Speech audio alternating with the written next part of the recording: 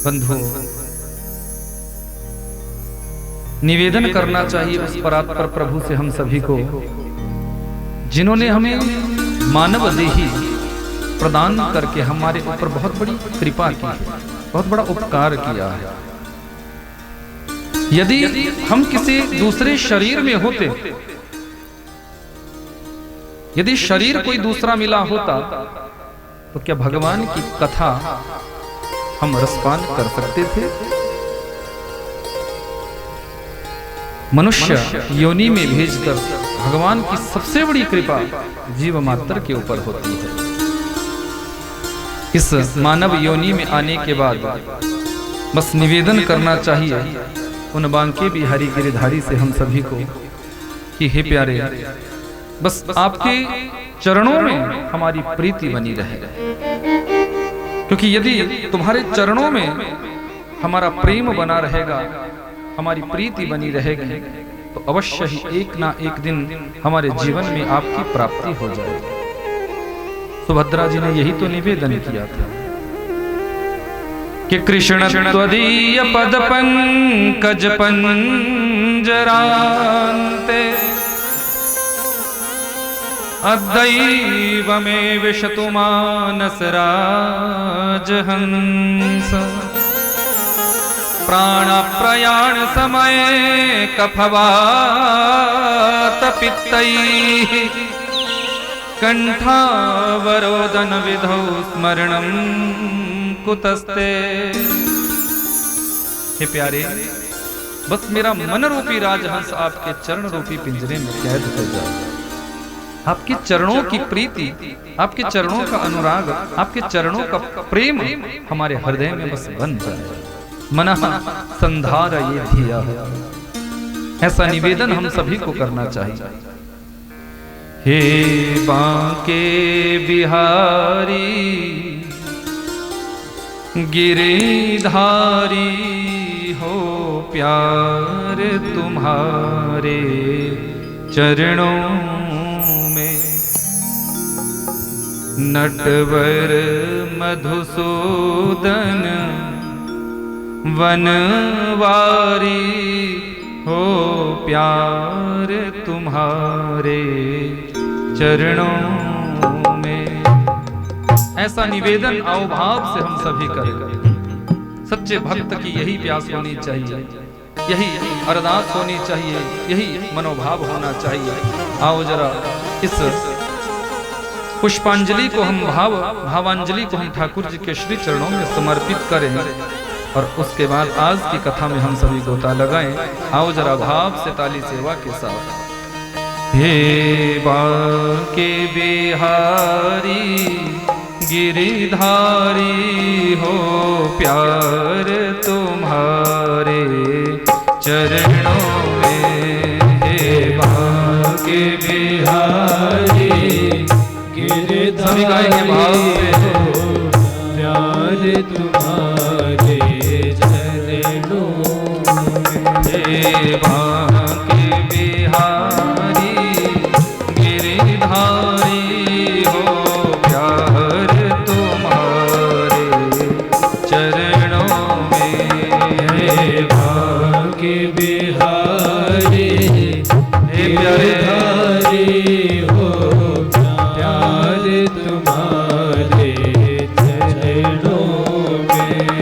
नटवर मधुसूदन बनवारी, हो प्यार तुम्हारे चरणों में।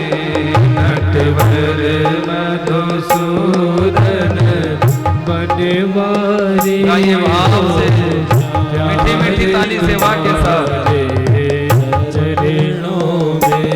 हे बांके बिहारी गिरिधारी, हो प्यार तुम्हारे चरणों में। हे बांके बिहारी गिरिधारी, हो प्यार तुम्हारे प्यारे चरणों में।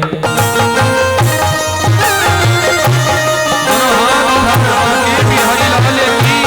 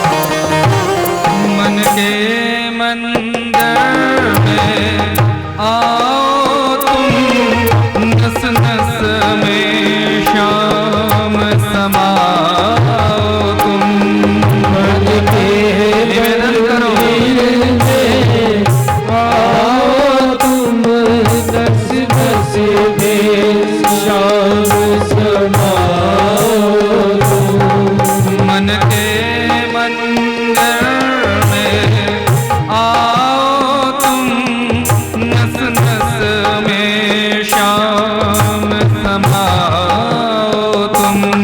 मन के मंदिर में आओ तुम, नस नस में श्याम समाओ तुम।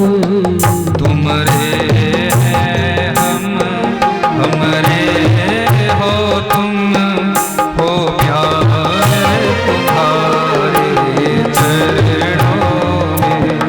तुमरे हमरे हो तुम, हो प्यार तुम्हारे चरणों में। के बिहारी गिरधारी हो प्यार तुम्हारे चरणों में। के बिहारी गिरधारी हो प्यार तुम्हारे चरणों में। नटवर मधुसूदन वनवारी हो प्यार तुम्हारे चरणों में। नटवर मधुसूदन वनवारी हो प्यार तुम्हारे चरणों में। के बिहारी गिरधारी हो प्यार तुम्हारे चरणों में। के बिहारी गिरधारी हो प्यार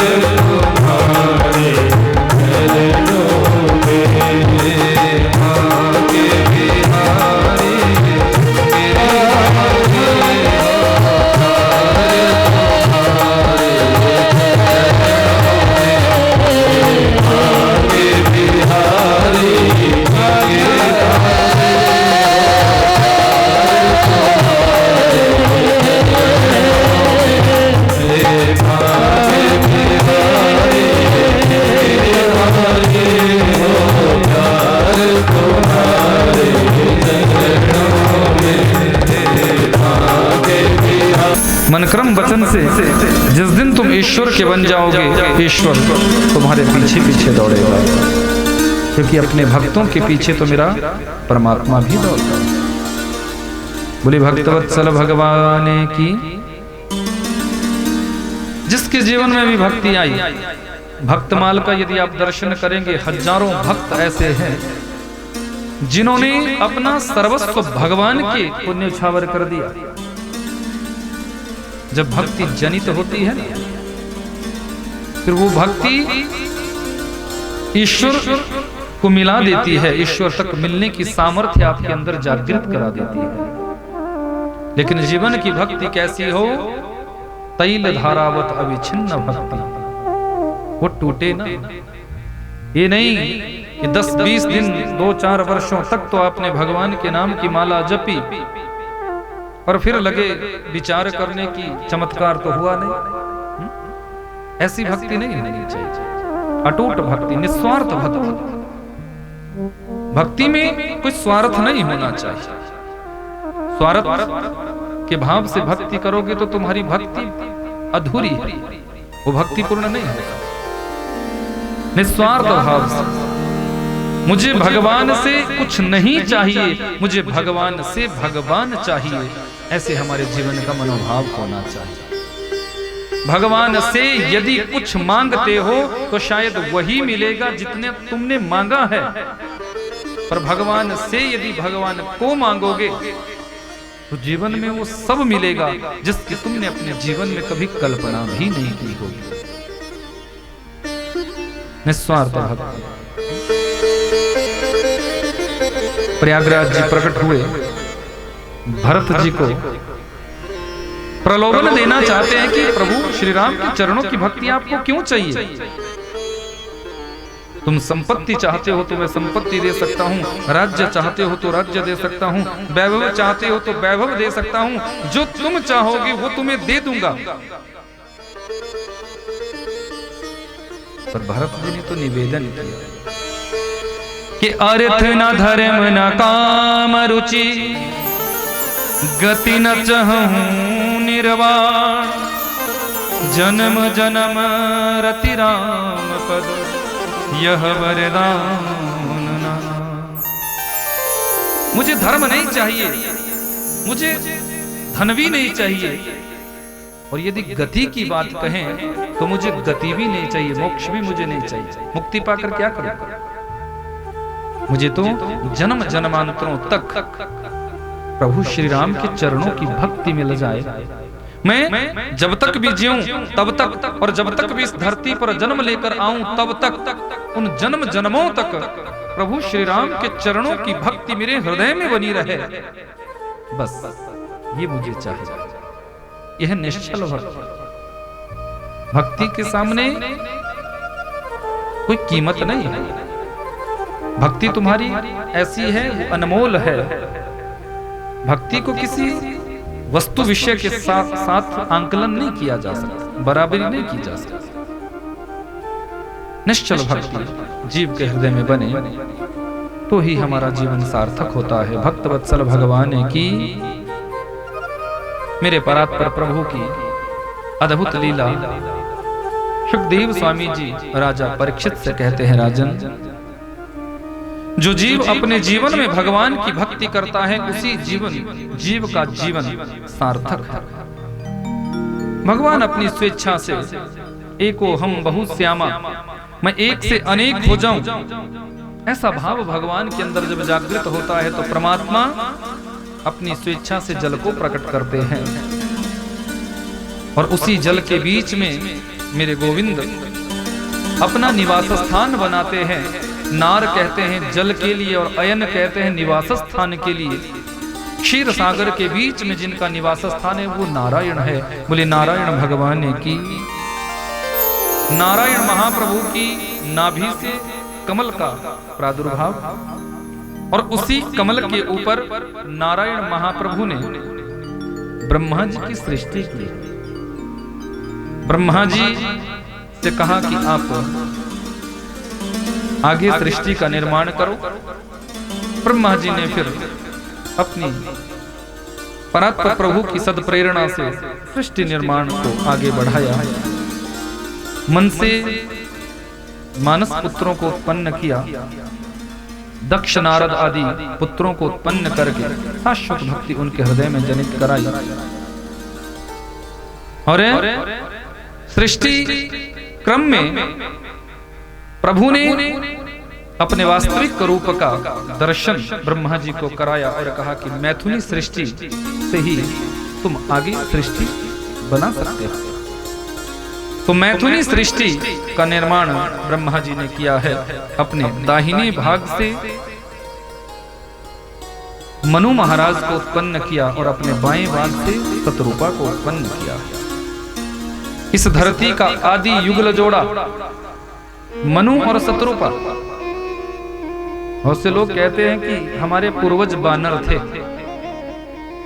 बहुत से लोग ऐसा कहते हैं, ऐसी मान्यता है कि हमारे पूर्वज बंदर थे, पर हम कहते हैं ऐसा नहीं था, क्योंकि हमारे शास्त्र प्रमाण देते हैं कि बानरों से हमारी सृष्टि नहीं हुई है, बंदरों से मनुष्य की सृष्टि नहीं हुई। कहते धीरे धीरे धीरे वो बानर फिर मनुष्य बने, बिल्कुल नहीं। यदि बानरों से हमारी सृष्टि हुई होती, बंदरों से यदि हमारी सृष्टि हुई होती, तो आज भी धरती पर बहुत से बंदर हैं। वो बंदर अब तक मानव क्यों नहीं बने? अब तक तो उनको भी मानव बन जाना चाहिए था। वो तो जन्म लेते हैं बानर योनि में, मर जाते हैं उसी योनि में। उनका कोई आगे पीछे कोई इंसान तो बना नहीं, वही चार हाथ पैर, वैसे ही उनका कर्म, वैसे ही उनकी क्रियाएं, वो बदली क्यों नहीं? तो वास्तविकता ये है कि बानरों से मानवों की सृष्टि नहीं हुई है, मनु और शतरूपा से मानवों की सृष्टि हुई है। आदि युगल जोड़ा इस धरती के, मनु और शत्रुघ्न, उन्हीं से आगे सृष्टि का निर्माण हुआ। कश्यप जी महाराज जिनकी 13 पत्नियां हैं, दीति गई है और चरणों में प्रणाम किया, स्वामी आपसे निवेदन, मेरी अन्य जितनी भी बहनें हैं सब गर्भवती हो चुकी है, संतानवती हो चुकी है, पर मुझे अभी तक संतान सुख नहीं मिला। आपसे निवेदन कि मैं भी संतानवती हो जाऊं, मेरे भी संतान हो जाए। कश्यप जी ने कहा, देवी बिल्कुल ठीक कह रही हैं आप, लेकिन जिस समय तुम मेरे पास आई हो ये समय काम सुख के लिए उपयुक्त समय नहीं है, उचित समय नहीं है, क्योंकि ये संध्या वेला है और संध्या वेला में कभी संसर्ग नहीं होना चाहिए। स्त्री संग या पुरुष संग संध्या वेला में नहीं होना चाहिए। 4 काम ऐसे हमारे शास्त्रों में बताए हैं जो संध्या वेला में कभी नहीं करने चाहिए। पहला, संध्या वेला में कभी भोजन नहीं पाना चाहिए। जब संध्या हो जाए तो उस समय भोजन नहीं करना चाहिए, आगे पीछे कर दो, 25 मिनट बाद में या 25 मिनट पहले भोजन कर दो। यदि उस समय भोजन पाओगे तो शरीर में बीमारियां लगेगी, शुगर बढ़ जाएगा, बीपी बढ़ जाएगा, कोलेस्ट्रॉल बढ़ जाएगा और 36 प्रकार की बीमारियां तुम्हारे शरीर में जनित हो जाएगी यदि संध्या वेला में तुम भोजन पाते हो। दूसरा, संध्या वेला में कभी पढ़ना नहीं चाहिए। हम गलती करते हैं, अपने बच्चों को ट्यूशन का समय हमारा संध्या टाइम होता है, दिन में बच्चे स्कूल से आते हैं, फिर तुम उनको विश्राम कराते हो और जैसे ही शाम का समय, संध्या का समय होता है, फिर तुम ट्यूशन वाली को बुलाते हो या फिर ट्यूशन पढ़ने तुम बच्चों को भेजते हो या खुद पढ़ाते हो। तो संध्या वेला में कभी बच्चों को पढ़ाना नहीं चाहिए। संध्या वेला में पाठ पूजा करानी चाहिए, मंत्र जप करवाना चाहिए, भगवान का भजन कीर्तन करवाना चाहिए। बच्चों के अंदर संस्कार भी आएंगे, भक्ति मार्ग में भी तुम्हारे बच्चे चल पड़ेंगे, भक्ति से भी तुम्हारे बच्चे जुड़ जाएंगे और संध्या के दोष से भी वो बच जाएंगे। लेकिन हम संध्या बेला में बच्चों को पढ़ाते हैं, इसलिए जब बच्चे घर में सब कुछ याद होता है, जब एग्जाम में बैठते हैं ना, पेपर देने बैठते हैं तो सब भूल जाते हैं। घर में आए बोले याद था मुझे तो, पर वहां भूल गया। भूला क्यों? क्योंकि संध्या बेला में तुमने उस बच्चे को रटाया। तो संध्या बेला में पढ़ना नहीं चाहिए। तीसरा, संध्या बेला में कभी सोना नहीं चाहिए। बहुत से लोग जब सूर्योदय का समय होने लगता है तब गहरी नींद उनको आती है।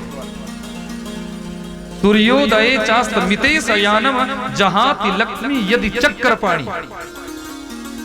हमारे धर्म ग्रंथ कहते हैं कि देवी लक्ष्मी जी कहती है कि सूर्योदय के समय या सूर्यास्त के समय यदि कोई सोता है, यदि कोई शयन करता है सूर्योदय के समय और सूर्यास्त के समय, तो मैं उनके यहां से दूर चली जाती हूं, उनके घर में नहीं रहती, उनके पास नहीं, उनके घर में मैं दरिद्रता ला देती हूं।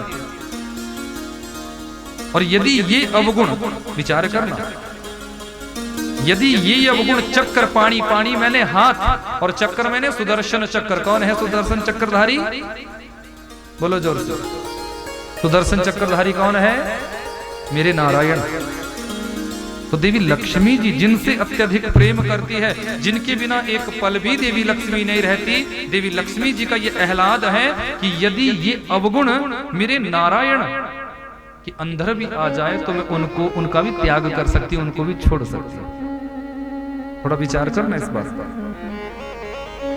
जब देवी लक्ष्मी नारायण को भी छोड़ सकती है, ऐसी अवस्था में तो यदि ये अवगुण, ये दोष हमारे अंदर आ जाएगा, हमारे परिवार के अंदर आ जाएगा, तो क्या लक्ष्मी हमारे घर में रहेगा?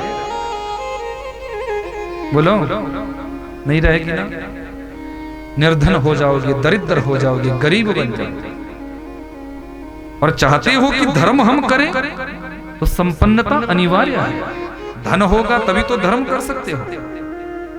धन होगा ही नहीं तो धर्म के कार्य कैसे करोगे? खर्चा तो होता है, कोई यज्ञ अनुष्ठान धर्म के कार्य। अब हमारे यजमान परिवार इस आयोजन को करवा रहे हैं तो धन का खर्चा तो इसमें होगा ही होगा। कम हो ज्यादा हो पर होगा तो होगा। बिना धन से तो यज्ञ संपन्न नहीं हो सकता, क्योंकि यज्ञ की पत्नी का नाम ही दक्षिणा है। और बिना धन से धर्म कैसे हो सकता है? तो यदि तुम चाहते हो कि तुम धर्मवान बनो, श्रेष्ठ बनो, संपन्न बनो, धनवान बनो, तो ये अवगुण, ये दोष अपने जीवन में मत लाना। उनको तो बड़ी समस्या हो रही होगी जो सुबह सुबह नहीं उठते। बोले महाराज यही प्रवचन देना था यहाँ का। माता पिता थक जाते हैं उठाते उठाते, बोले उठो उठो उठो, पर इनको तो खर्राटे उसी समय आते। सूर्योदये चास्तमिते सयानम जहाति लक्ष्मी यदि चक्रपाणि। समझ ले ना? मैं एक भी शब्द अपने मन से नहीं बोल रहा हूं, वही बोलूंगा जो शास्त्र मर्यादा देते हैं। भक्तवत्सल भगवान की तो सूर्योदय के समय और सूर्यास्त के समय यानी संध्या वेला में कभी सोना नहीं चाहिए। यदि कोई ऐसा करता हो ना तो छोड़ देना आज के बाद, नहीं तो फिर दरिद्र बनोगे। तो मेरा कोई दोष नहीं, मेरा काम था बताना। और मैं चाहता हूं कि आप सभी संपन्न बने, आप सभी धनवान बने, निर्धन नहीं बने। भक्तवत्सल भगवान की। और चौथी बात है, संध्या वेला में स्त्री संग और पुरुष संग नहीं करना चाहिए। यदि कोई संध्या वेला में स्त्री संग या पुरुष संग करता है, उससे जो गर्भाधान होता है उस गर्भस्थ शिशु पर, वो गर्भस्थ शिशु दूषित हो जाता है। और उस गर्भ से जिस बच्चे का जन्म होता है, उस गर्भाधान संस्कार से जो बच्चा जन्म होता है, वो अवश्य ही दुष्ट बनेगा, पापी बनेगा, माता पिता को मानने वाला नहीं होगा, परिवार वालों को मानने वाला नहीं होगा, गलत संगत में पड़ने वाला हो जाएगा, उसका चरित्र दूषित हो जाएगा, चरित्र उसका नष्ट हो जाएगा। कश्यप जी ने कहा, देवी ये संध्या वेला है, इस समय मैं तुम्हें पुत्र सुख कैसे दे सकता हूं, गर्भाधान संस्कार में कैसे कर सकता हूं? पर कामातुराणाम न भयम न लज्जा, काम वेग ऐसा प्रदीप्त था दिति के ऊपर कि कश्यप जी कि आगे जब आग्रह किया है तो कश्यप जी भी उस काम वेग के प्रभाव के आगे झुक गए हैं। शाप दिया, जाओ, अनुचित समय में तुमने मुझसे गर्भ धारण करवाया है, इसलिए तुम्हारे गर्भ से 2 संतानों का जन्म होगा, पर दोनों दुष्ट होंगे, पापी होंगे, दुराचारी होंगे। ये चरणों में गिर गए, स्वामी मैंने तो बलिष्ठ पुत्रों की याचना की थी, मैंने तो पराक्रमी पुत्रों की याचना आपसे की थी। ये दुष्ट पुत्र, ये पापी पुत्र, राक्षस पुत्र लेकर मैं कहां जाऊं? कश्यप जी ने कहा, देवी जैसा बीज वपन हम करते हैं, वृक्ष तो वैसा ही उत्पन्न होगा, फल तो वैसा ही मिलेगा। अब कर्मों की गति को मैं कहां लेकर जा सकता हूं? पर यदि तुम्हें अपनी भूल का पश्चाताप है तो मैं इतना कर सकता हूं, पुत्र तो तेरे दोनों ही दुष्ट होंगे, दोनों ही पापी होंगे, पर हाँ वो इतने वीर होंगे, इतने पराक्रमी होंगे कि उनका उद्धार करने के लिए साक्षात नारायण को इस धरती पर अवतार लेना पड़ेगा। भक्तवत्सल भगवान की तिथि को ऐसा लगा कि यदि मेरे पुत्रों के निमित्त परमात्मा का अवतरण होगा तो दुनिया याद करेगी मेरे पुत्रों को भी। आज माता दिति के गर्भ से 2 पुत्रों का जन्म, हिरण्याक्ष और हिरण्यकश्यप।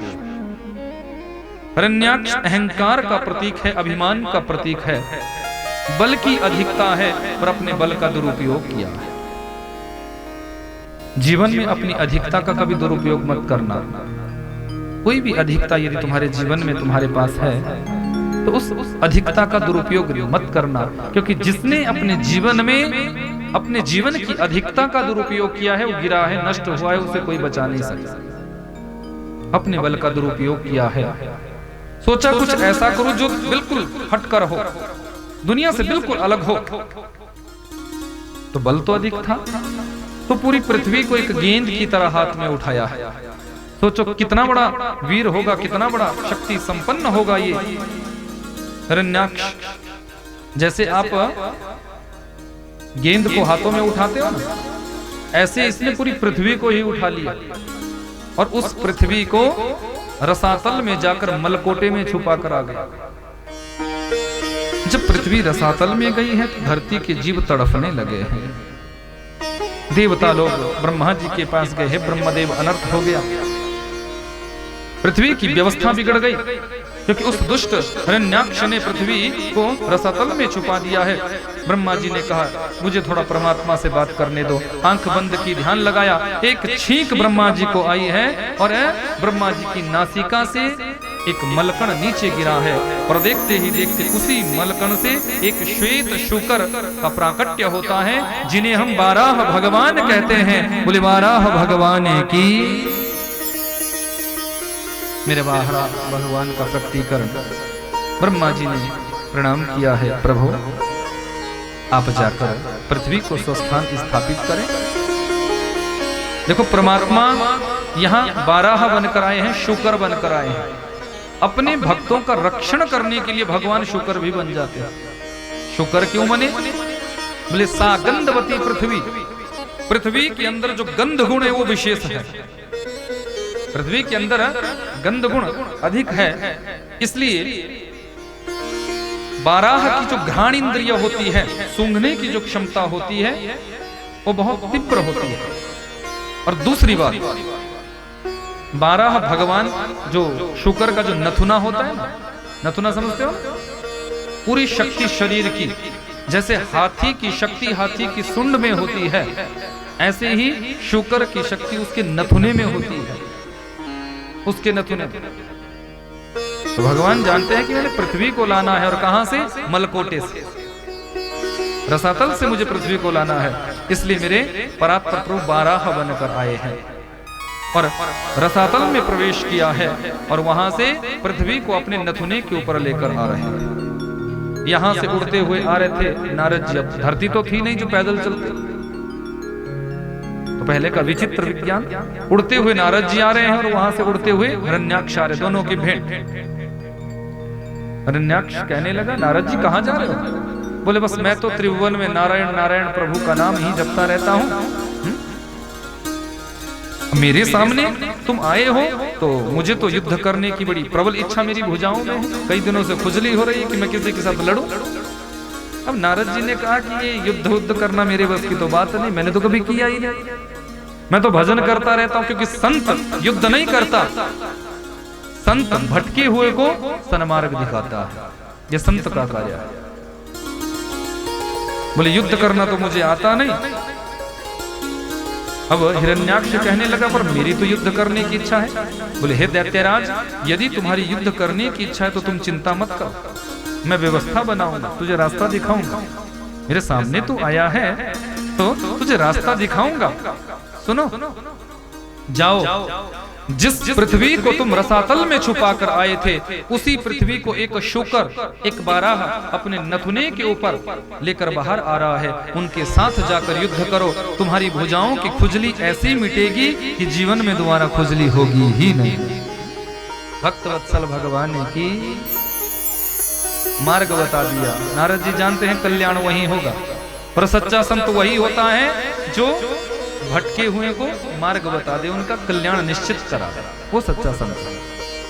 हिरण्याक्ष आया है, मेरे 12 भगवान पृथ्वी को लेकर आ रहे थे, सामने खड़ा हो गया। अरे तुम कौन होते हो इस पृथ्वी को बाहर लाने वाले?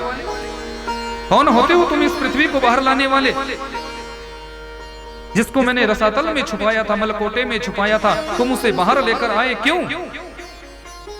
12 भगवान ने अपना मार्ग बदल लिया। जानते हैं दुष्ट है, पापी, अपना मार्ग बदल और फिर सामने खड़ा हो गया। दुष्ट तो दुष्ट। बोले हे शुकर, हे जड़ बुद्धि, हे पशु बुद्धि, मैं तुमसे बार बार कह रहा हूं और तुम हो कि उत्तर ही नहीं दे रहे हो। मेरे द्वारा छुपाई गई पृथ्वी को लाने वाले तुम कौन हो? ऐसा जब कहा तो भगवान ने सोचा कि अब इसका उद्धार करना चाहिए।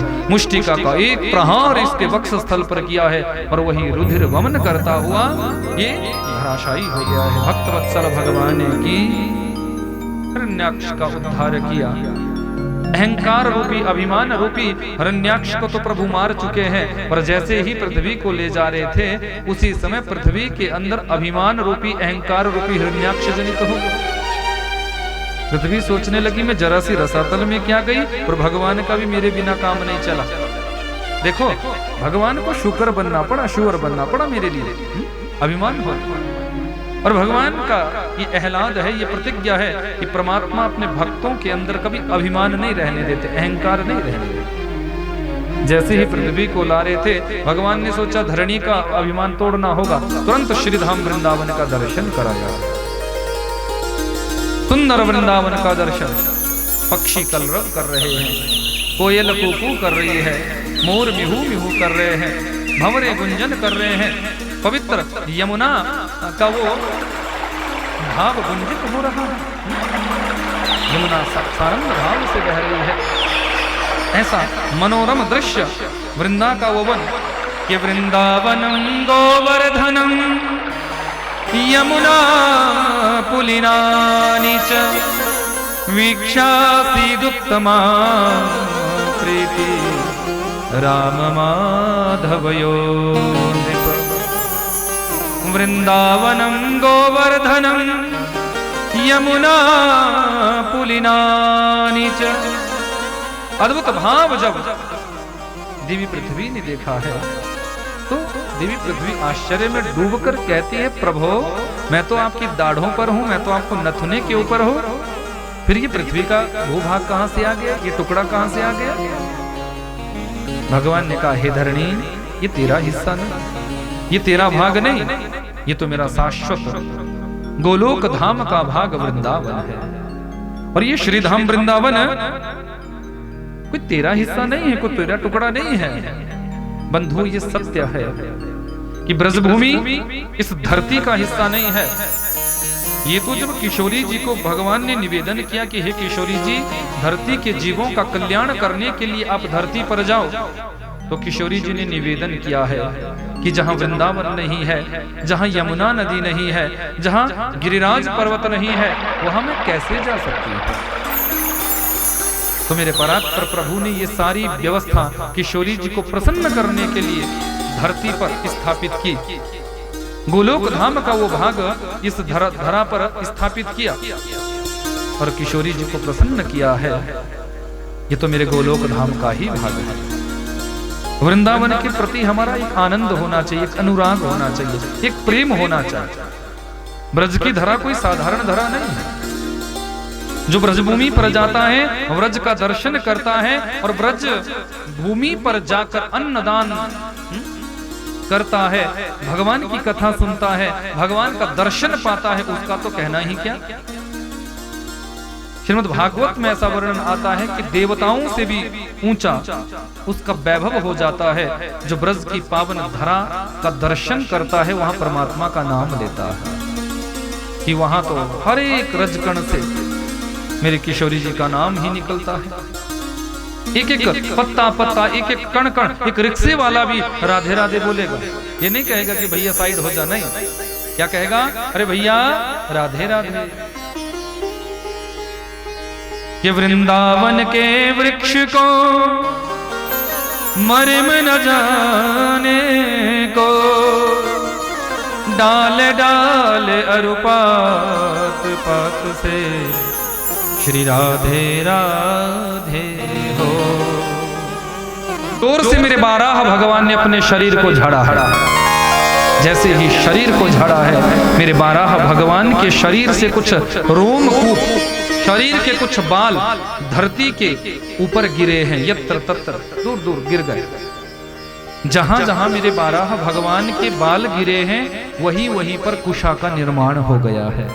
बोले भक्त वत्सल भगवान की कुशा जानते हो ना, हमारे आचार्य विप्र लोग जो पावित्री बनाते हैं और तुम्हें पहनाते हैं, फिर मंत्र बोला जाता है, अपवित्रो पवित्रो वा सर्वावस्थांगतो विवा यह स्मरेत पुंडिकाक्ष सबाही आभ्यंतर शुचि। हमारे आचार्य लोग पवित्रीकरण करते हैं आपका। और जब ग्रहण काल होता है तब भी आचार में, सूखे अनाज में, सब्जियों में, फलों में वो कुशा डाल दी जाती है, जिससे कि ग्रहण का दोष उन वस्तुओं में ना लग सके। तो ये कुशा कहां से निकली? मेरे बारह भगवान के रोमकूपों से, मेरे बारह भगवान के शरीर के बालों से ही कुशा का निर्माण हुआ है। भक्तवत्सल भगवान की पृथ्वी की स्थापना हुई है। यहाँ सुखदेव स्वामी जी कहते हैं, राजन, परमात्मा अपनी स्वेच्छा से सारी व्यवस्था बनाते हैं। राक्षसों का उद्धार करने के लिए ही इस धरती पर आते हैं ऐसा नहीं है, पर हाँ, परमात्मा निज इच्छा निर्मित तनु श्री माया गुण गोपाल, अपनी स्वेच्छा से भगवान का प्रकटीकरण इस धरती पर होता है, अपने भक्तों को आनंद देने के लिए, अपने भक्तों को आनंद दिलाने के लिए। क्योंकि यदि भगवान के अवतरण नहीं होते तो फिर कथा क्या सुनाई जाती। हम हजारों बार इन कथाओं को सुन चुके हैं, पहले भी सुना है, वर्तमान में भी सुन रहे और भविष्य में भी सुनते रहेंगे। लेकिन जब जब इन कथाओं को सुनोगे तब तब आपको नूतन आनंद की प्राप्ति होती रहेगी, नया आनंद, नवीनतम। क्योंकि पुराण प्राचीन होने पर भी नित्य नवीन बने रहते हैं। पुराण कभी पुराना नहीं होता, याद रखना। पुरा अपि नवत, जो पुराना होने के बाद भी नित्य नवीन बना रहे, वही तो पुराण है, वही तो पुराण है। और इन पुराणों की कथा जितनी भी तुम सुनोगे, जितनी भी तुम सुनोगे, एक नयापन, एक नवीनता आपके अंदर छलकेगी। हर बार आपको कुछ नयापन ही मिलेगा। भक्तवत्सल भगवान की,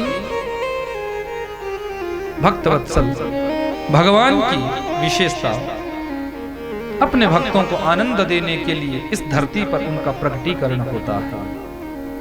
मातृगर्भ में जाने के बाद भी वो अजन्मा कहलाता है। गर्भ में वो जाता है, जाने मात्र का आभास, मां को ऐसा लगेगा कि मेरे गर्भ में है, पर गर्भ में होता नहीं। जैसे गुब्बारे में हवा भर दी जाती है, गुब्बारा फूल जाता है, और हवा दिखती तो नहीं है। हवा तो होती है पर दिखती नहीं। गुब्बारे को फोड़ दो, हवा निकल जाएगी, ऐसा तो नहीं कि वो दिखेगी तुम्हें जाती हुई। ऐसे ही मातृगर्भ में वायु वेग से भगवान जाते हैं। मां को ऐसा लगता है कि मेरे गर्भ में बच्चा पल रहा है, पर सारी लीला परमात्मा की होती है। वो तो अजन्मा है, वो किसी के गर्भ में कैसे जा सकता है। उनका जन्म नहीं होता, उनका प्रकटीकरण होता है। भक्तवत्सल भगवान की यहां कर्दम ऋषि के चरित्र को सुनाया है। वो कर्दम जिन्होंने अपनी इंद्रियों का दमन कर लिया है, अपनी इंद्रियों को संयमित बना लिया है। मन में भाव है कि मुझे भजन करना है, परमात्मा से नेह लगाना है, परमात्मा से एक अनुराग मुझे बनाना है। 10,000 वर्षों तक इन्होंने साधना की। एक दिन कर्दम जी की आंख खुली और संसार का दर्शन किया। कर्दम जी देखते हैं कि सब अपनी पत्नी के साथ, अपने बच्चों के साथ, अपने परिवार के साथ संसार में जी रहे हैं, और मैं यहाँ भजन करने बैठा हूँ, साधना करने बैठा हूँ। कई बार जो हम अपनी आंखों से देखते हैं उसको करने का हमारा मन बन जाता है। जैसा हम देखते हैं ना, वैसा हम करना चाहते हैं। इसीलिए मैं अक्सर कथा में कहता हूं कि कभी भी अपनी आंखों से गंदा मत देखो, बुरा मत देखो। बुरा देखोगे तो उस बुरे को करने का कभी ना कभी तुम्हारा मन बन जाएगा। इसलिए अपनी आंखों से हमेशा अच्छा ही देखो। जब तुम्हारा एकांत होगा तो तुम उस बुरे को करने का प्रयास करोगे, और यदि अपनी आंखों से गंदा देखोगे ही नहीं तो तुम बुरे करने से बच जाते हो। अपनी आंखों से यदि देखना है तो भगवत साक्षात्कार का, संसार के किसी भी सुंदर रूप को यदि तुम देखते हो तो उस प्रत्येक सुंदर रूप में परमात्मा की छवि का ही तुम्हें दर्शन होना चाहिए। तब तुम्हारे नेत्रों की पवित्रता है।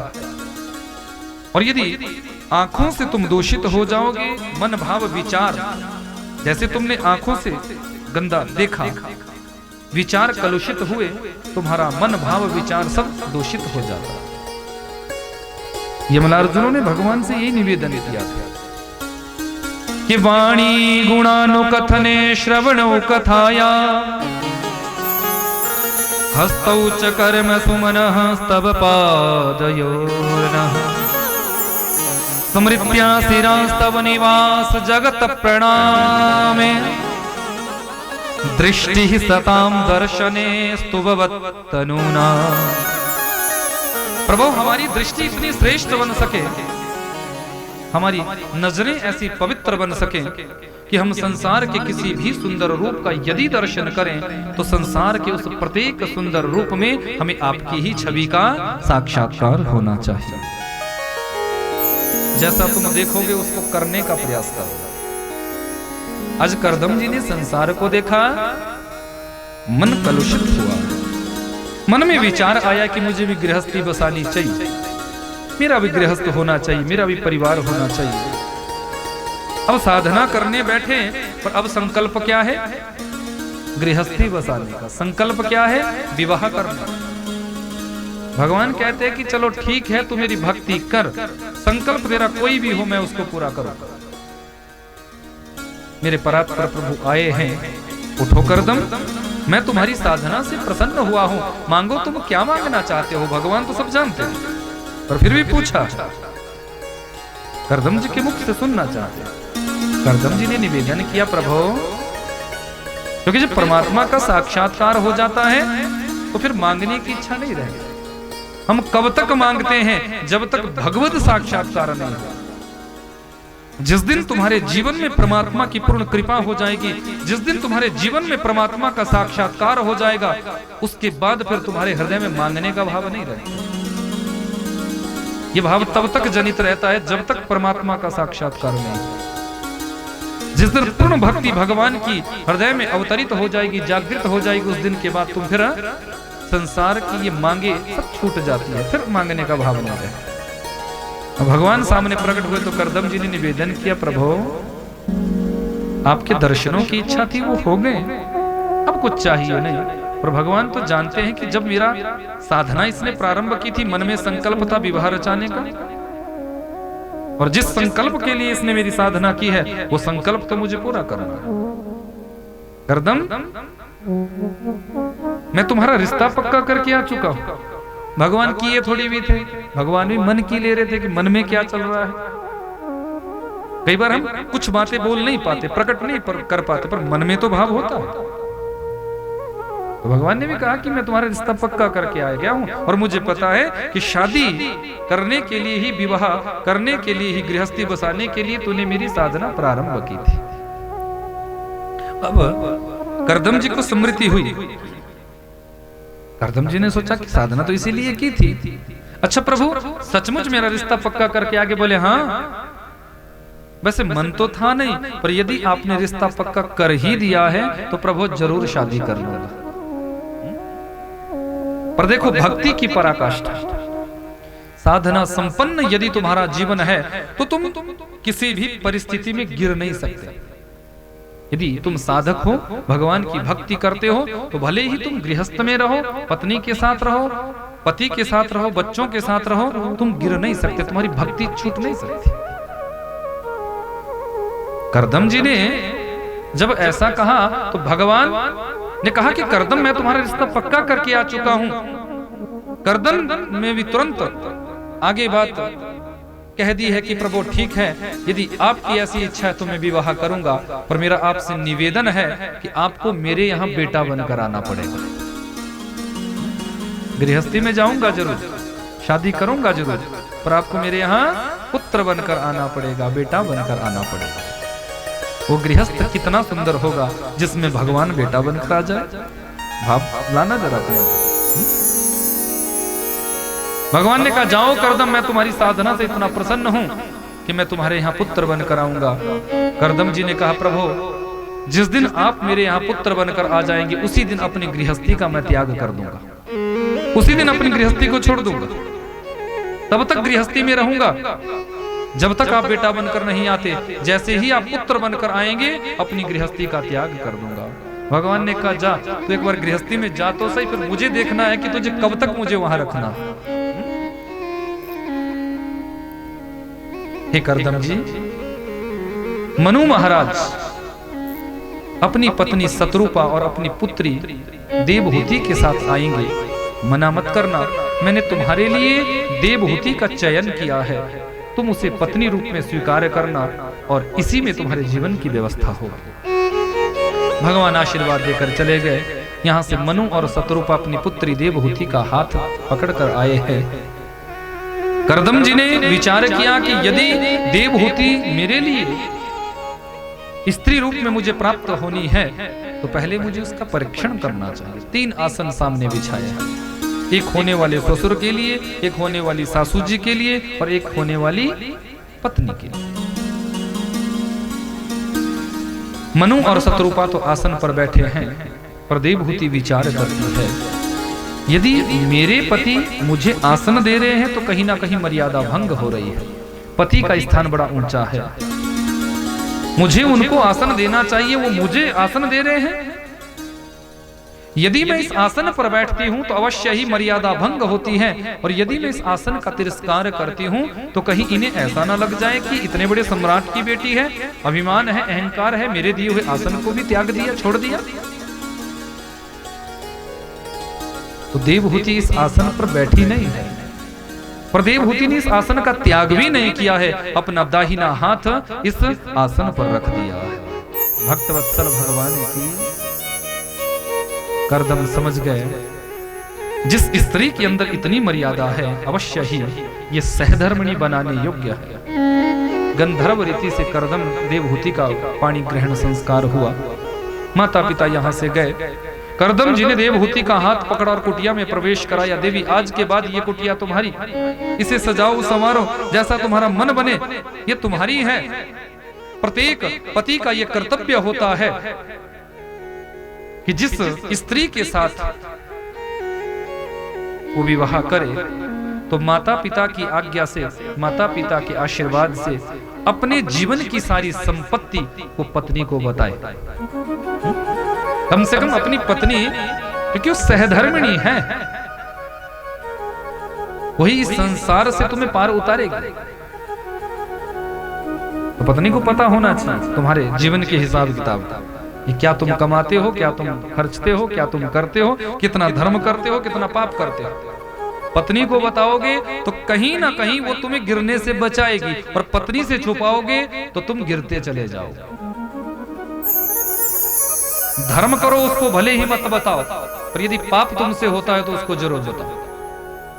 यदि तुमसे कोई पाप कर्म होता है तो पत्नी से शेयर जरूर करो कि मुझसे ये पाप कर्म हो रहा है, कि मेरे पतिदेव साधना है और इनकी साधना में मुझे कोई विघ्न नहीं डालना। करदम जी ने कहा कि मुझे तो बस अब साधना करनी है, भगवान की थोड़ा याद करनी है, तू अभी इस कुटिया में रह प्रेम से। समाधि ऐसी लगी कि 40 वर्षों तक करदम जी साधना में चले गए। ऐसे ऐसे साधक इस धरती पर हुए हैं, मेरे भारतवर्ष का गौरव है। ऐसे ऐसे साधक।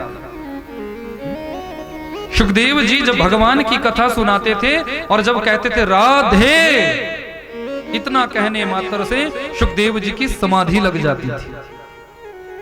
अब वो 2 घंटे के लिए लगेगी, 4 घंटे लगेगी, लिए कुछ पता नहीं, समाधि लग जाती। फिर उस समाधि से जब पीछे आते थे तब जाके आगे कथा सुनाते। ऐसे से सार्थक संत इस धरती पर हुए। समाधि लगी 40 वर्षों तक, खाना पीना सब बंद, बस भगवान से तार जुड़ी है। मेरे पति की समाधि जिस दिन खुलेगी उसी दिन से मेरा गृहस्थ प्रारंभ होगा, ऐसा मनोभाव है। देवहूति का 40 वर्षों तक अपने पति की सेवा में रही है। 40 वर्षों के बाद पति की आंख खुली तो सामने एक वृद्धा मैया का दर्शन। अब 40 वर्ष पहले वाली जवानी थोड़ी भी रह गई। मुखमंडल पर झुर्रियां आ गई है, सर के केश जटाओं में परिणित हो गए हैं, वृद्धावस्था का आवरण चढ़ गया है। देवी तुम कौन, तुम्हारा परिचय? स्वामी मुझसे मेरा परिचय पूछ रहे हो? याद करो 40 वर्ष पहले मनु महाराज अपनी पुत्री देवहूति का हाथ आपके हाथों में देकर गए थे। देवी क्या तुम मेरी देवहूति हो? बोले हाँ स्वामी मैं आपकी देवहूति हूं। देवी 40 वर्षों तक कैसे रही?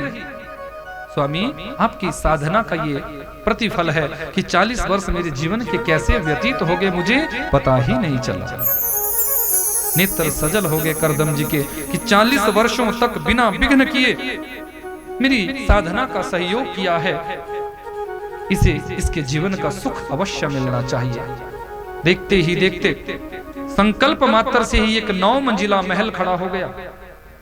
9 मंजिला महल, हजारों दास दासियां आज देवहूति की सेवा में प्रस्तुत हो गई। जो वैभव अपने पिता के यहाँ 40 वर्ष पहले नहीं देखा था, वो वैभव, वो आनंद, वो सुख आज अपने पति के यहाँ देख रही है। एक दिव्य सरोवर, करदम जी ने देवहूति का हाथ पकड़ा है और तुरंत इस सरोवर में डुबकी लगाई है।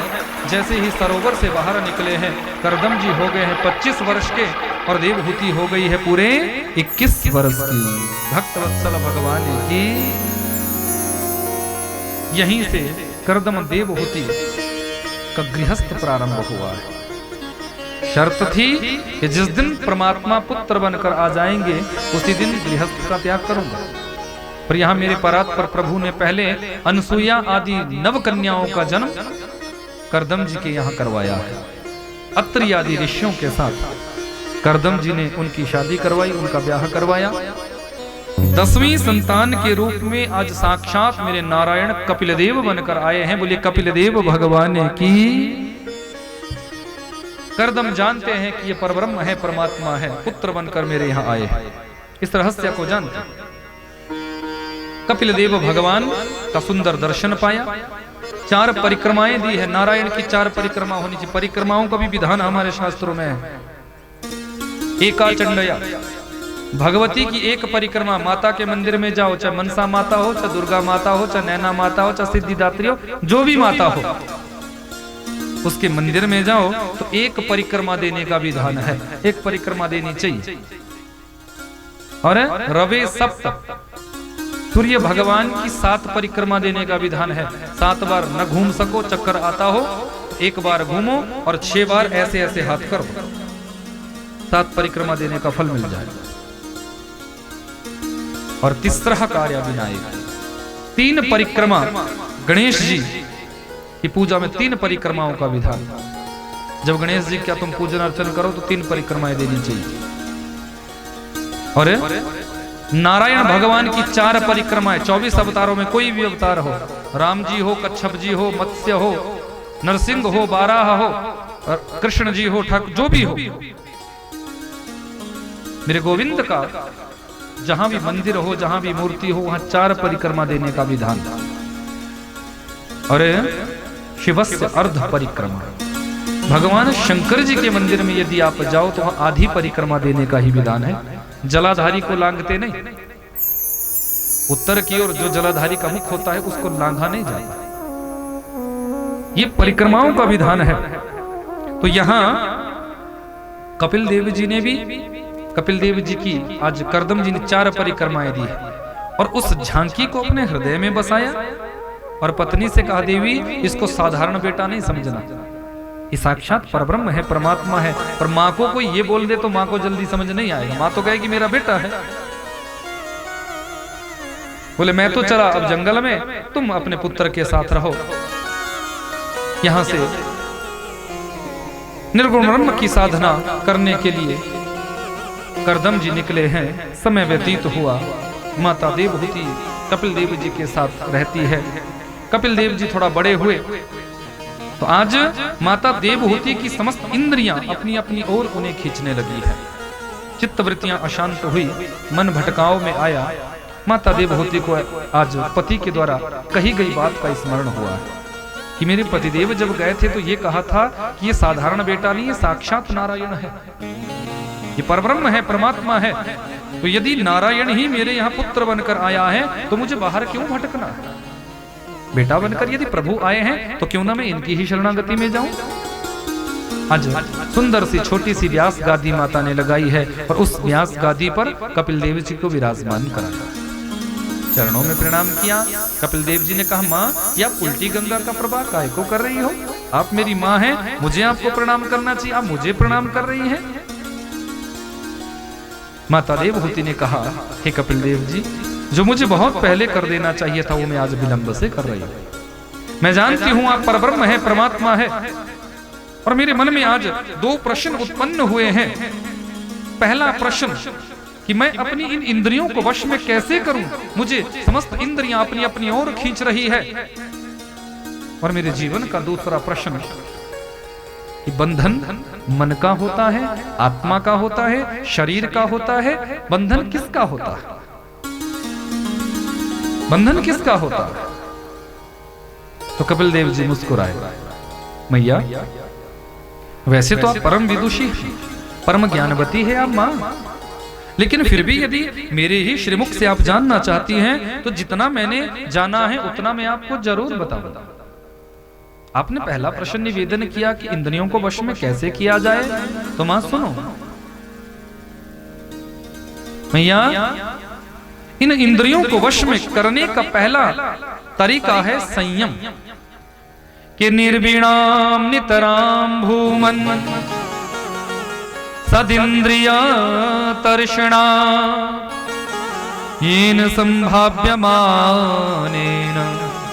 न प्रपन्नान्दः तमः प्रभो। निर्वीणाम नितराम भूमन सदिंद्रिया तर्षणा। भैया इन इंद्रियों को वश में करने का तरीका है पहला आसान संयम। कि देखना इंद्रियों के न घोड़े भगे, इनमें हरदम ये संयम के कोड़े लगे। इनको हरदम सुमार्ग चलाते चलो, कृष्ण गोविंद गोपाल गाते चलो। मैया संयम रूपी कोड़ों के द्वारा इंद्रिय रूपी अश्वों को वश में किया जा सकता है, पर सबका जीवन संयमित नहीं हो सकता। यदि हम सभी का जीवन संयमित हो जाएगा फिर तो बात ही क्या, सबका जीवन संयमित नहीं हो सकता। पर मैया यदि इन इंद्रियों को वश में करना चाहती हो तो दूसरा आसान तरीका मैं तुम्हें बताऊं। जो इंद्रिय जिस वस्तु की याचना करती है उसको दो, लेकिन उस वस्तु का संबंध पहले परमात्मा से जोड़ दो। यदि जिह्वा चाहती है सुंदर व्यंजन पाने को तो षड रसों से यह धरती भरी हुई है, सुंदर व्यंजन पवाओ, पर मैया याद रखो उस व्यंजन को पहले प्रसादी बनाओ, भगवान को समर्पित करो। त्वदीयं वस्तु गोविंद तुभ्यमेव समर्पय। जब वो व्यंजन प्रसादी बन जाएगा तो प्रसादस्तु प्रसन्नता, प्रसादी व्यंजन पाने से विकार नहीं आ सकता, प्रसन्नता ही प्रसन्नता आई। जिह्वा को व्यंजन की प्राप्ति हो गई और संबंध तुम्हारा ईश्वर से हो गया। कान यदि चाहते हैं सुंदर संगीत सुनने का तो इस धरा पर कितना सुंदर मीठा संगीत भरा हुआ है, कानों को सुंदर संगीत सुनवाओ, पर याद रखो वो संगीत कैसा हो, उस संगीत में भाव किसका हो, बोले साक्षात नारायण का उसमें भाव हो, परमात्मा का उसमें भाव छुपा हो। यदि ये आंखें चाहती है सुंदर रूप के दर्शन करने का तो संसार में सुंदरता ही सुंदरता भरी हुई है, पर मैया याद रखो संसार के किसी भी सुंदर रूप का यदि हम दर्शन करें तो संसार के उस सुंदर रूप में हमें हमारे इष्ट का ही साक्षात्कार होना चाहिए। इंद्रियों को वस्तु मिल गई और इंद्रियों का संबंध सीधा परमात्मा से जुड़ गया। दूसरा प्रश्न आपने निवेदन किया कि बंधन किसका होता है, तो मैया इस शरीर का बंधन होता है, मन का, आत्मा का बंधन नहीं होता। आत्मा न तो जन्म लेती है न मरती है, न आत्मा को जलाया जा सकता है न आत्मा को हवा से उड़ाया जा सकता है। जिस आत्मा का जन्म ही नहीं होता उस आत्मा का बंधन कैसे हो सकता है? जो आत्मा जन्म ही नहीं लेती वो आत्मा बंधन में कैसे जा सकती है? आत्मा तो नित्य है, शुद्ध है, बुद्ध है, शाश्वत है, दिव्य है, चिन्मयी है, वो कभी नष्ट नहीं होती, वो अजर अमर है। जन्म इस शरीर का होता है, फिर मरण भी इस शरीर का होता है, बंधन में भी ये शरीर जाता है, आत्मा नहीं। मैया आत्मा बड़ी सूक्ष्म है। कितनी सूक्ष्म है? बोले राई के दाने को 1000 हिस्सा छोटा कर दो उससे भी कहीं सूक्ष्म ये आत्मा है। समस्त प्राणी भूतों के अंदर ये आत्मा विद्यमान है। पर मैया जब तक ये प्राणी भूत कोई भी क्रिया करता है, हम चलते हैं, उठते हैं, बैठते हैं, खाते हैं, सोते हैं, देखते हैं, कुछ भी करते हैं, तब तक जब तक वो सूक्ष्म आत्मा हमारे हृदय में विद्यमान है, इस शरीर में विद्यमान है। आत्मा निकली, शरीर मिट्टी। 5 तत्वों से शरीर का निर्माण, जो तत्व जहां से आता है वो तत्व उसी में विलय हो जाता है। क्षिति जल पावक गगन समीरा, पंच रचित अति अधम शरीर। वायु तत्व वायु में मिल गया, जल तत्व जल में मिल गया, अग्नि तत्व अग्नि में मिल गया, आकाश तत्व आकाश में मिल गया। जो तत्व जहां से हमें मिलता है वहीं पर विलय हो जाता है। यह शरीर तब तक कार्यशील रहता है जब तक वो आत्मा इस शरीर में विद्यमान है। हम मंत्री जी हैं, संतरी जी हैं, राजा जी हैं, शर्मा जी है, वर्मा जी हैं, ये जी हैं, वो जी हैं, दुनिया के जितने भी जी हैं ये तब तक चलते हैं जब तक ये आत्मा इस शरीर के अंदर विद्यमान है। आत्मा निकली, शरीर शांत, फिर ये मिट। मैया जिस समय आत्मा निकलती है जीव तड़पता है, जीव को बड़ी पीड़ा होती है। 10,000 बिच्छू एक साथ जब डंक मारते हैं उतनी वेदना होती है, उससे भी कहीं ज्यादा वेदना उस समय जीव को होती है जब ये आत्मा इस शरीर को छोड़कर जाती है। वेदना कैसे होती है, क्यों होती है? बोले मैया आप विचार करो, 2 कागजों को आपने लिया और उसमें आपने गम लगाया, फेविकोल लगा दिया और दोनों पेपरों को एक साथ जोड़ दिया। जोड़ने के बाद 10, 20, 50, 1 वर्ष के बाद आपने सोचा कि अब इन दोनों को हम अलग करें। तो जब तुम दोनों पेपरों को, दोनों कागजों को अलग करने लग जाओगे तो वो कागज अलग हो जाएंगे? बताओ, हो जाएंगे? चिथड़े चिथड़े उड़ जाएंगे, टुकड़े टुकड़े हो जाएंगे, पर वो अलग नहीं हो जाएंगे। ठीक इसी प्रकार वो आत्मा हमारे शरीर में विद्यमान होती है और जब अंतिम पल जीव का आता है तो वो चीखता है, चिल्लाता है, पर उसकी इंद्रियां शिथिल हो जाती है, उसकी जबान अवरुद्ध हो जाती है, वो बोल नहीं पाता, आंखों से पानी बहने लग जाता है, दर्द के मारे कष्ट होने लगता है, वेदना होने लगती है, वो चिल्ला नहीं सकता, वो तड़प नहीं सकता, उसको वेदना हो रही है। 10,000 बिच्छू एक साथ जब डंक मार दे उससे भी कहीं ज्यादा भयंकर वेदना उस जीव को होती है। इतनी वेदना होती है कि मैया उसमें मलमूत्र तक भी उसका निकल जाता है। बड़ा कष्ट होता है, बड़ी वेदना होती है। पर ये कष्ट किसको होता है? डर लग रहा है? लग गया डर? बोलो, डर रहे हो ना? ये डरना तो पड़ेगा। पर डर किसको लगता है? किसको डर लगता है? किसको ये सारा कष्ट होता है जो मैंने बताया? ये तो कुछ भी नहीं है। पहले गरुड़ पुराण का कभी अध्ययन करना, तब पता चलेगा कितना कष्ट होता है, जीव कितना तड़पता है। बहुत वेदना होती है। पर ये कष्ट, ये वेदना, ये पीड़ा किसको होती है? बोले महाराज जो पापी लोग होते हैं, जिन्होंने अपने जीवन में कभी दान पुण्य नहीं किया, जिन्होंने अपने जीवन में कभी परमात्मा का नाम नहीं लिया, जिन्होंने अपने जीवन में कभी श्रेष्ठ कर्म नहीं किया, जिन्होंने अपने जीवन में कभी कोई सत्कर्म नहीं किया, जिन्होंने अपने जीवन में मदिरा का पान किया, जिन्होंने अपने जीवन में मरे हुए जीवों को खाया, हड्डियों को चूसा, खूब चूसो हड्डियां, पता चलेगा जब तड़फोगे बाद में। मेरा क्या जाता है? हुई शाम का टाइम और दौड़ गए ठेके की तरफ। बोले महाराज ठेके बंद करवाओगे? अरे ठेके बंद होने चाहिए। शास्त्रों में मदिरा पान का विधान नहीं है, मैंने आपको बताया था। द्यूतम पानम स्त्री सुना यत्र धर्मश्च चतुर्विधा। जहां मदिरा का पान होता है वो कलयुग वास करता है। जहां मांस भक्षण होता है वहां राक्षस वास करते हैं, भूत प्रेत पिशाच वास करते हैं। उस घर में देवी देवता नहीं आ सकते। जिस चूल्हे पर मांस बना दिया जाता है वो चूल्हा अपवित्र हो जाता है। 10 बार गाय के गोबर से भी लीपोगे तो भी वो चूल्हा पवित्र नहीं हो सकता। जिस बर्तन में मांस बना दिया जाता है वो बर्तन पवित्र नहीं हो सकता। विचार करना था। इसलिए इन चीजों का त्याग करो। इन चीजों, प्रकृति ने हमें बहुत कुछ दिया है, भगवान ने हमें बहुत कुछ दिया है। पाना चाहते तो अच्छी चीजों का सेवन करो, अच्छी चीजें खाओ। वैसे तुम कहते हो कि हमारा इतने नहाते धोते हो, पर मरे हुए जीवों को खाकर अपने इस शरीर को तुमने शमशान बना दिया हुआ है। मरे हुए जीवों को खाकर।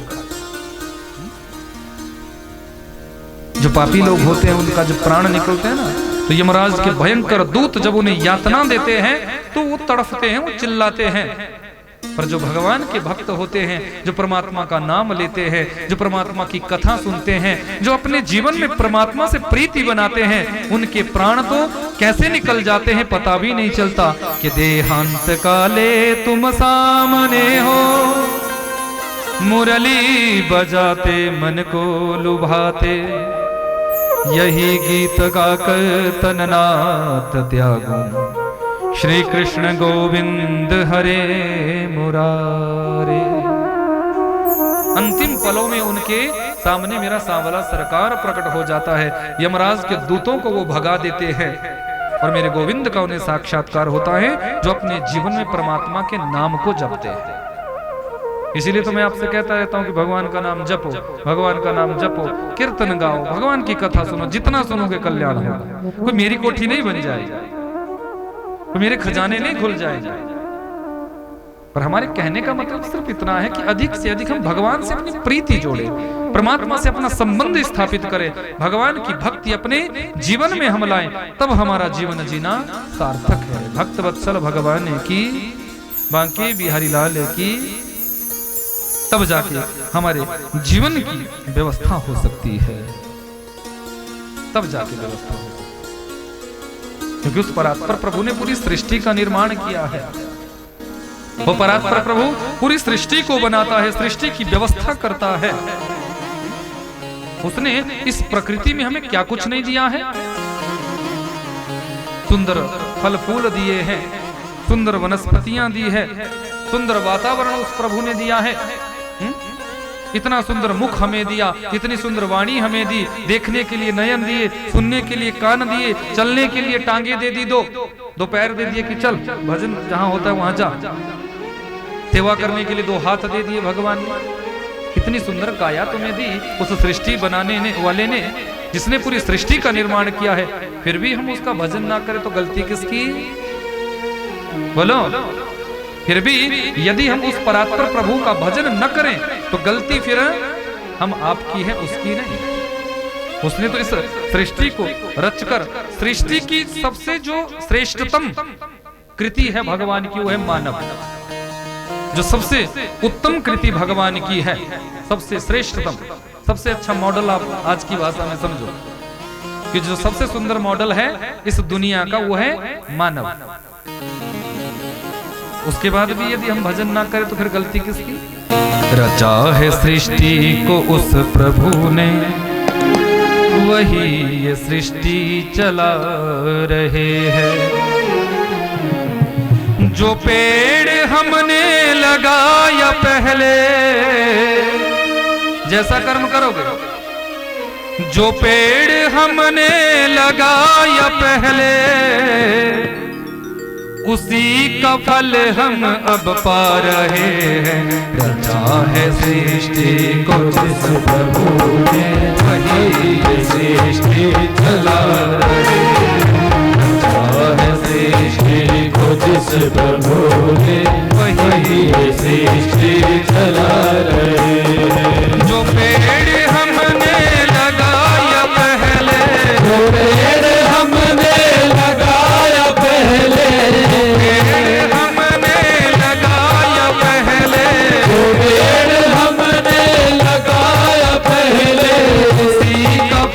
हम अब पा रहे हैं। सृष्टि को जिस प्रभु ने, वही सृष्टि चला रहे हैं। अच्छा है सृष्टि को जिस प्रभु ने, वही सृष्टि चला रहे हैं। दोनों हाथ मांगे बिहारी लाल की।